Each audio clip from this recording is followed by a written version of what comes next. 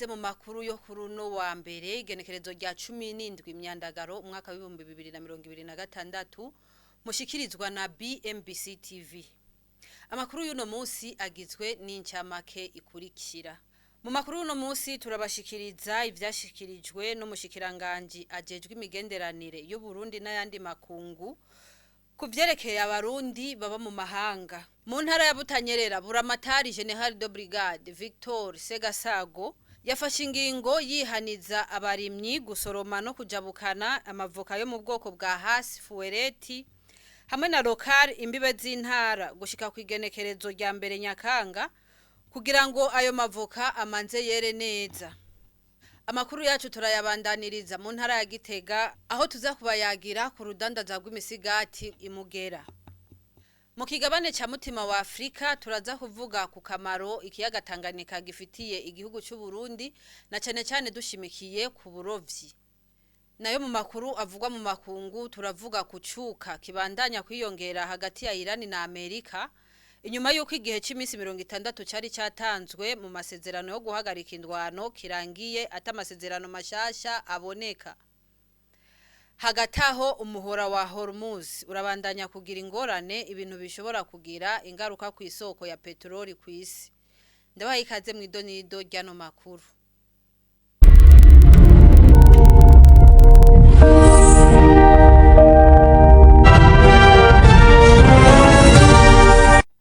Ikibazo c'abarundi baba mu mahanga ngo kiraraje ishinga leta y'u Burundi.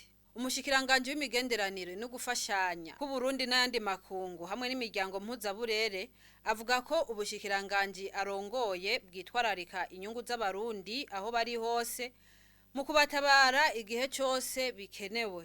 Umushikiranganje Edouard Bizimana yabivugiye mu kiganiro Main Switch cha Buja TV. Ni mu mwumvirize.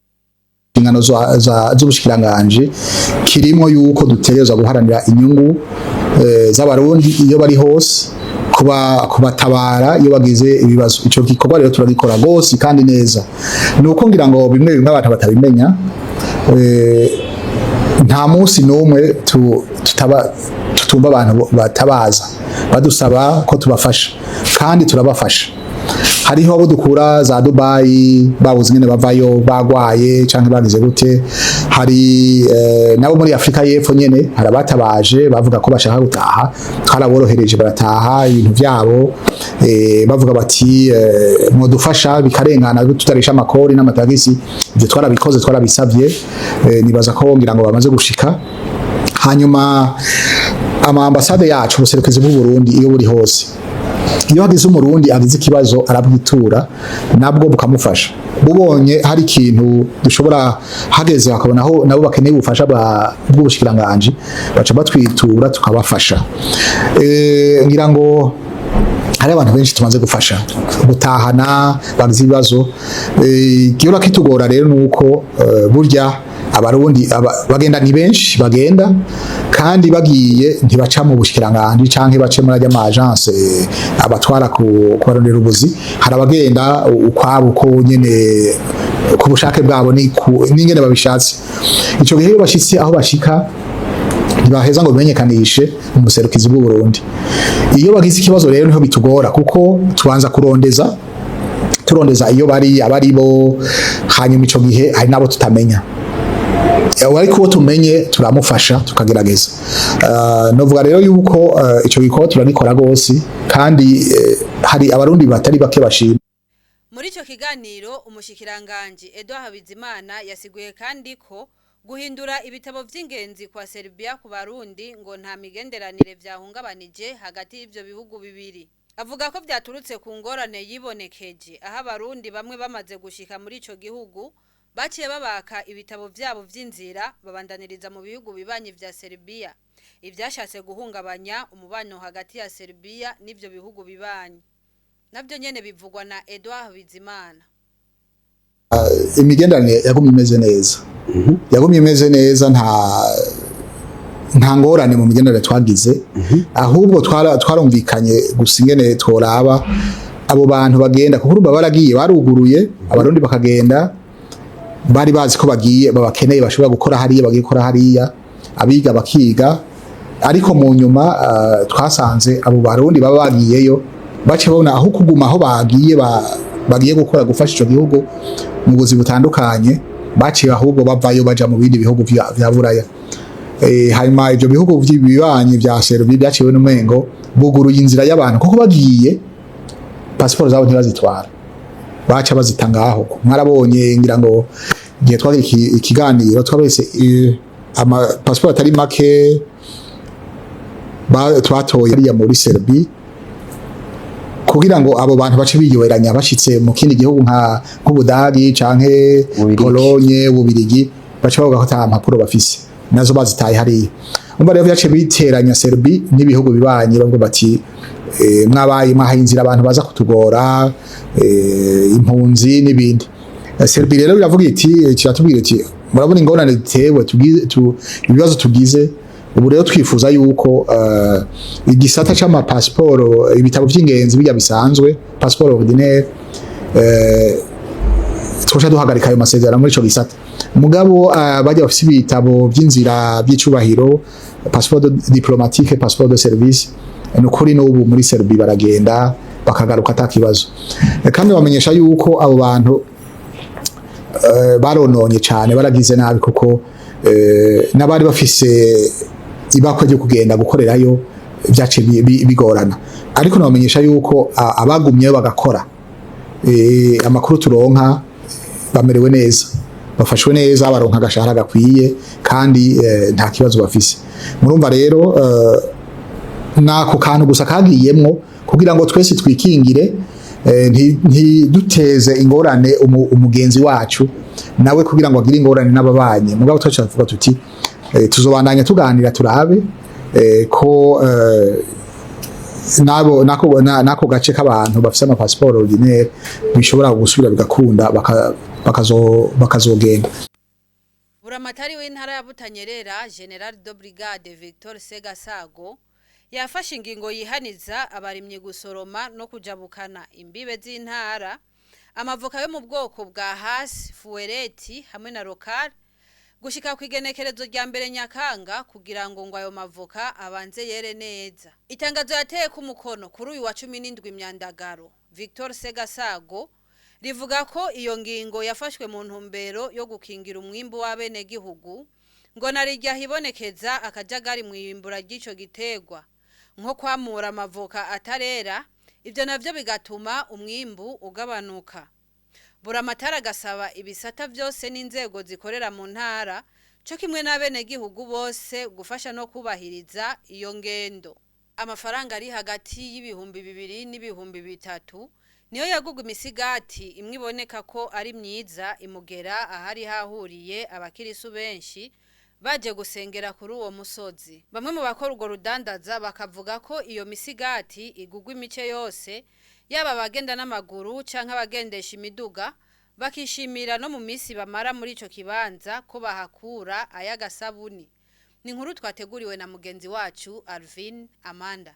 Ku musozi wa Mugera uri mu ntara ya Gitega ahasanzwe hahurira abakirisu Katolika bava mu mihingo itandukanye igize isi ku magenekezo ya 13, 14 na 15 ukwezi kwa Myandagaro uko umwaka utashe harahurira abakristo baje gusenga. Abo bakristo benshi muri bo imisi bahamara mu gufungura baragura cyane imisigati akaba ariyo bifashisha. Urudandazwa rw'imisigati muri ico kibanza ca Mugera ngo n'umugenzo wa kera ufatwa nk'urudandazwa rwiharije iyo misi gusumba ibindi.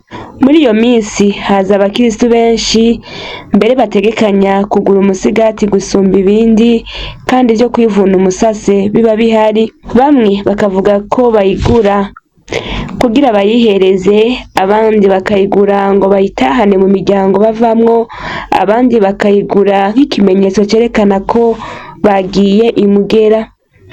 Abayidandaza bakavuga ko itagura abantu bato bato namba, ati n'abaje n'imiduga baboneka ko ari abatunzi barayigura kandi bahimbawe cyane gusumba imisigati iyo baje bava.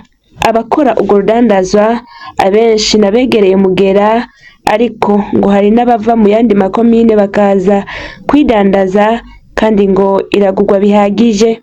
Abakora urwo rudandazwa bakavuga ko bahakura amafaranga afasha imiryango. Mwomenya ko imisigati idandazwa utangura kuyibona ibirindiro vyayo kuva kw'ibarabara rya kaburimbi ku rubibe rwa komine Giheta, Shombo no ku nkengera za Ruvubu gushika iruhande ya paruwase ya Mugera. Imbere yuko tubandaniriza amakuru yacu mu kigabane twitiriye mutima wa Afrika hamwe no mu makuru yo mu makungu, tumanze ducishemwo ibimenyeshejwe. Aritura BMBC Group muriko murahomba. BMBC Group nishira hamwe rutura ryubaka rigaca rigurisha amazu kuva mu bihumbi 2012. BMBC Group ririko rirubaka amazu mu gisagara ca Bujumbura, ibigwati vy'amazu meza cane hafi uburari igihumbi. Umve tubahonje, BMBC Group iriko yubaka ibigwati vyagutse cane, usangamwe amazu amajana n'amajana. Aho ni muri quartier Miriware ya mbere, Diaspora City, Tenga na Gahahe, n'ayari karaduzwa mu matongo y'abantu. Abakiriya ba BMBC Group hanini n'aba diaspora. BMBC Group ifise amatongo kwije bisabwa, wiguriye inzu yawe mu nyuma ntazuguruzuguru. BMBC Group ikubakiye inzu ushobora kuriha cash canke bukebuke canke kwidanirizo imyaka 40. BMBC Group irubaka inzu igacishiramwo vyangombwa vyose ukinjira umenga utashe muhira. BMBC Group yarazize kuzera inze, umva kabirya kayo yifitiye n'inganda zihingura ibikoresho bijejwe kubaka ayo mazu. Murashaka kubakisha amazu y'uburaro, amahinguriro, amahoteli, amashure, ibitaro n'izindi? Egere BMBC Group ifise aba engineer b'inzobere kandi bo ku rwego mpuzamakungu. BMBC Group muzoyimenyera ku mazu yakaka kandi akomeye cane ku biciro vya mbere biri hasi mu Burundi.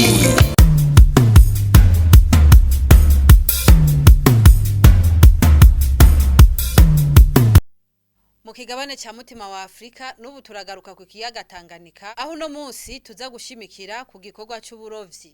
Ni inkuru twateguriwe na mugenzi wacu Odrik Niyuhire. Tanganyika ni isoko ry'ubuzima ku mamiliyoni y'abantu baba mu kabande k'ico kiyaga, na cane cane ababa ku nkengera bagwiriyemwo abakora umwuga w'uburovyi. Uburovyi ni umwe mu myuga ya kera irangurirwa muri ico kiyaga.